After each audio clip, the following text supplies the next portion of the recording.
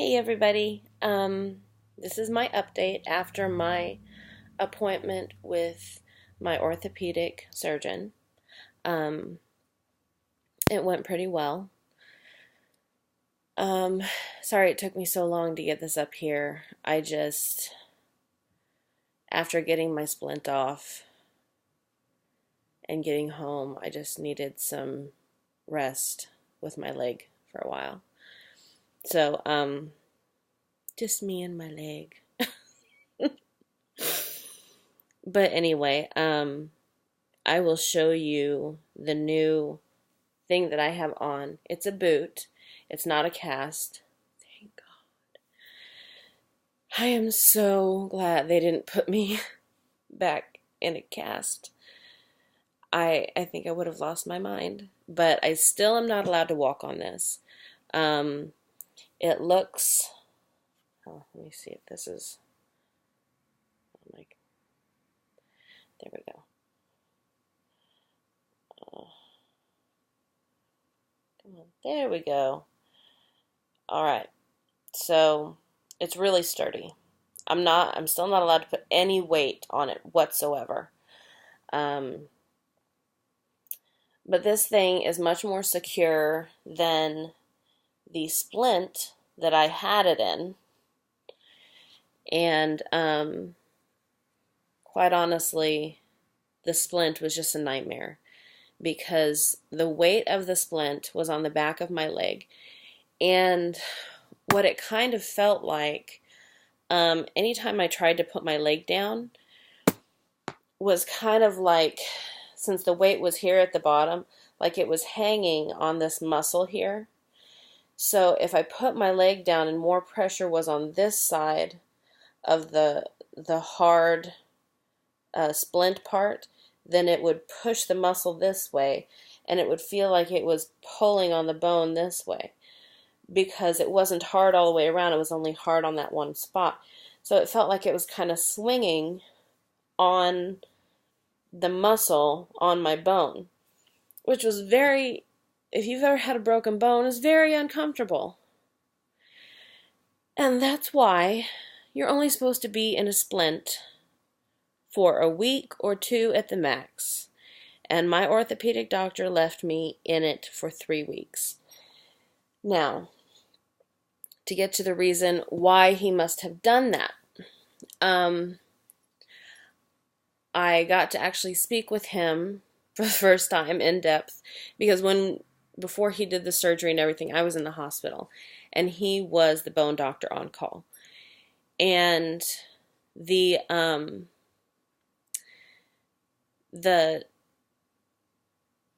doctor that did it, he doesn't specialize in legs or ankles.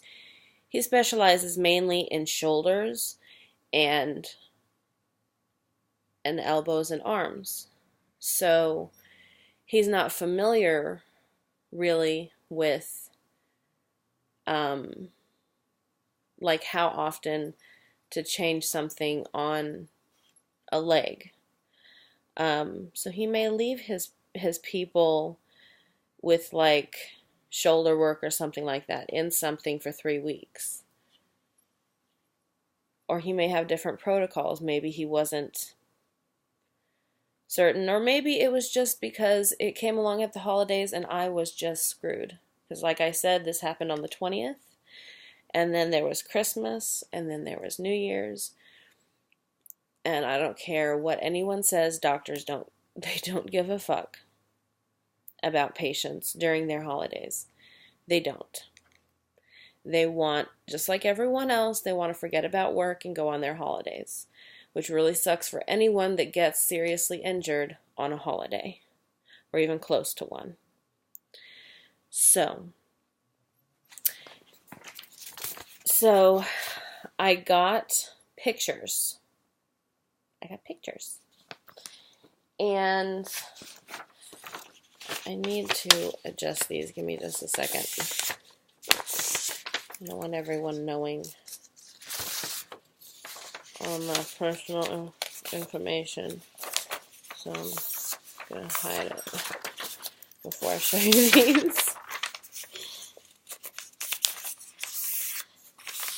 Okay. So let's go from the side view. This is the side view of my leg. So you can see there's the plate and a whole bunch of screws, and then the screws on this other bone. So that's the side view. At this point, I was still in the splint, so all of this that you're seeing, that's the splint that I was still wearing. Okay. And then I got two. This one, my foot was slightly turned. You can see it a little bit better. Two screws going in this way because this piece right here broke off. And then here you can see a whole bunch of the screws on that side. Very long plate. The incision on that side was much longer than I had thought it would be, but now looking at how many breaks there were, which I told the EMTs and the doctors at the hospital that I heard so much breaking. And all of them at first didn't believe me, because they have a tendency to think that people are exaggerating, I guess. I was not. No exaggeration. Lots of breaking. I heard it. And I've watched Tosh.0 long enough to know exactly what breaking bones sounds like, unfortunately. I'm sorry, but I think that Tosh.0 kind of makes you an expert in breaking bones and what they sound like. Or if you watch Jackass. So here is, I think, the best way to view it. The best one that he gave me. So you see all these little ones. There's 4 of those. And so what happened on this long skinny bone right here, which I think is my tibia? I'm not sure. Probably should have looked that up.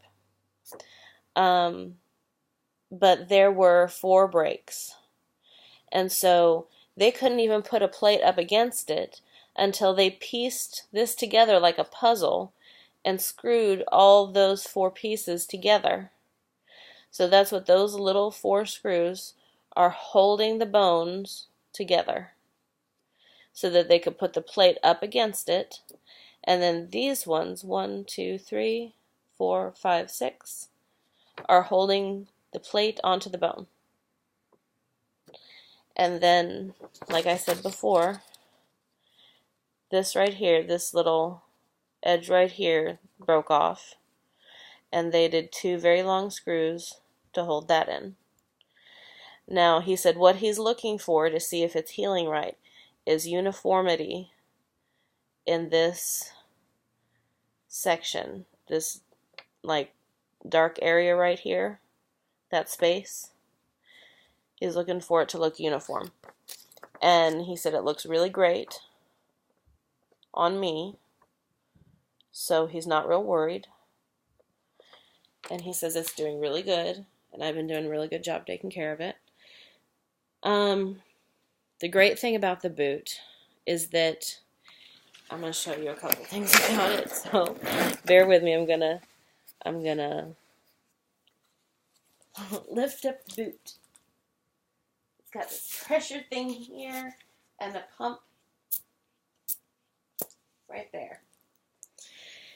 So, what the dial does. The dial lets it switch from 1, 2, or 3. 1 is one side of my boot, 2 is the other side of my boot, and 3 is the back from the calf all the way down to the heel. And what it does, depending on which one you have it set on, you can inflate these little pockets in there so that the boot fits you perfectly. So if you're feeling too much pressure, you let out some air on the side that you're feeling too much pressure. If you need more support, you can give yourself more support. So it's really helpful in that way. And, drum roll please, I can take it off and take a shower. Oh my God. I feel so trapped and have been feeling so trapped. You have no idea how, oh my God, how unnerving it is not to be able to move around, to do anything for yourself, and to be ordered onto bed rest. And then your leg is so encapsulated, it feels like it's this giant cement block attached to your body. And you're not allowed to put any weight on it. And it's like you can't go about your day.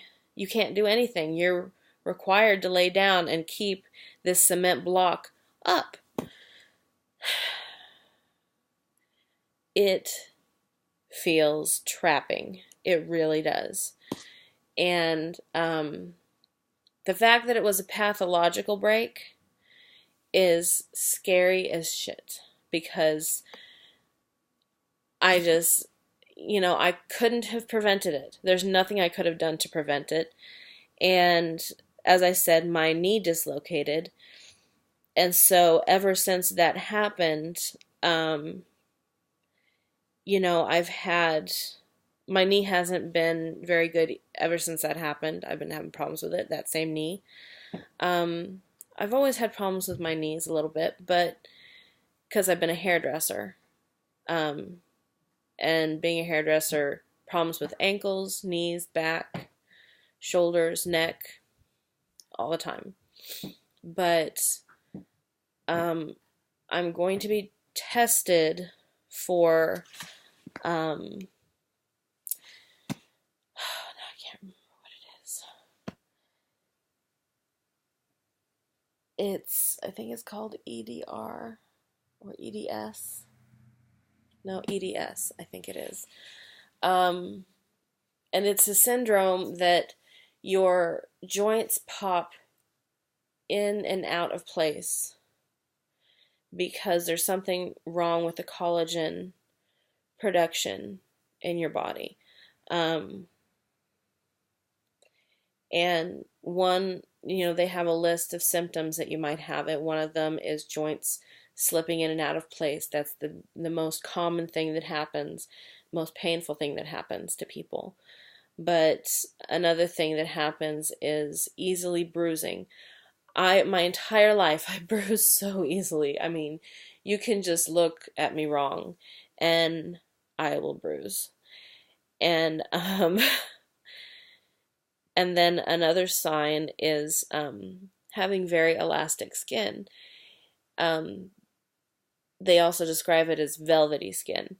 And I have always had very smooth,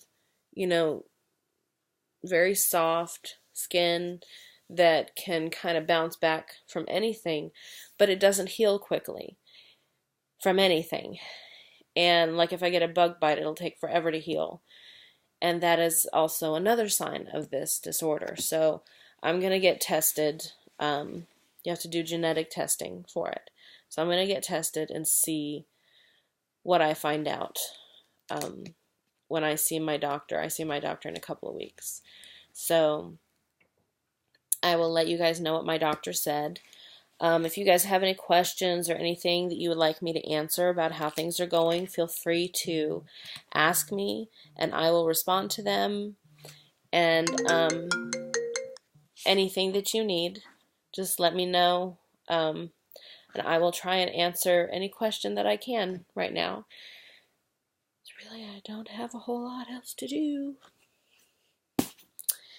So, there you have it.